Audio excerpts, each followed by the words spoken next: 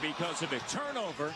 Steven Jackson had a game-high 25 for the Pacers. Here is Reggie Miller. Didn't take long for that three, and maybe that fine was a little bit too deep for the pocket. The fine's just been rescinded. Well, now, they've got to do that. They've got to find Reggie in transition, take their opportunities when they can. 7 on the shot clock. Here's Reggie Miller. Jackson. Steven Jackson drills it from downtown. He could have, but actually I believe Antoine went under O'Neal. Antoine not known for his athletic ability and his leaping, but he got up just enough, and there's another bad sign for the Boston Celtics. 1 and done for the Celtics. Only a good shot if it goes. That one right there.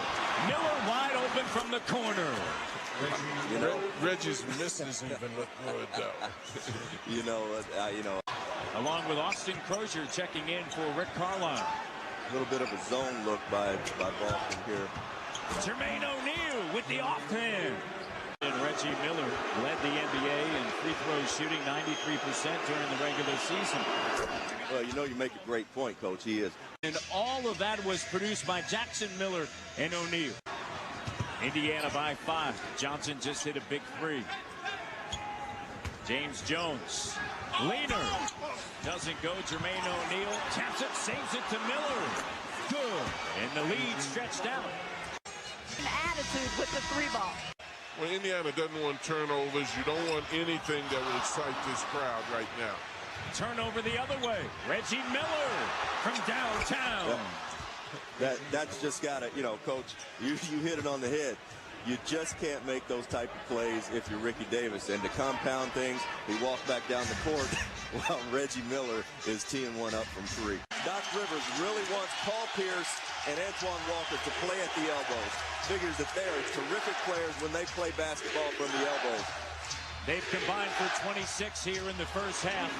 And Miller quiets the crowd with a dribble drive, not a 3.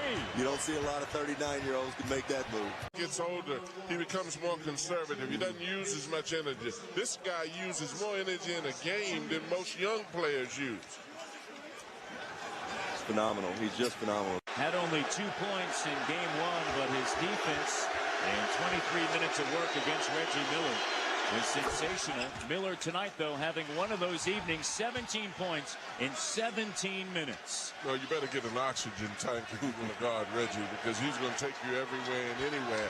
And you can't guard him with one man. You have to have a lot of help from guys that are off the ball, guys that are touching him as he cuts through the middle. Trust your teammates. Well, and you have to have movement in the half-court sets, too, because if they're not getting transition baskets, you got to open it up so they can penetrate. But you better guard this guy. 20 points. It's one of those nights. 7 of 10 from the floor. Get him excited. Reggie knows how to bait you into anything he can bait you into. Reggie Miller tonight, 21 points, and the rest of the team 29. Another magical night in the postseason for Reggie Miller. He is in the works in his playoff career.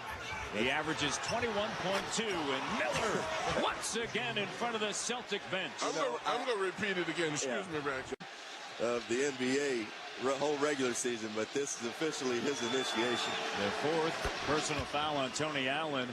His 5th NBA free throw shooting title. Bill Sharman did it 7 times. Rick Barry 6 times. And Reggie Miller, the 5-time All-Star, 5 times. He's doing a great player in this league for a long time, and Dallas is going to come back with a vengeance tonight, I'm sure. As you see here, Reggie Miller.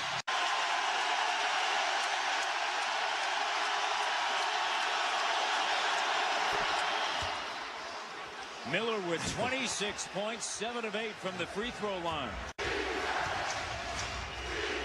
Johnson.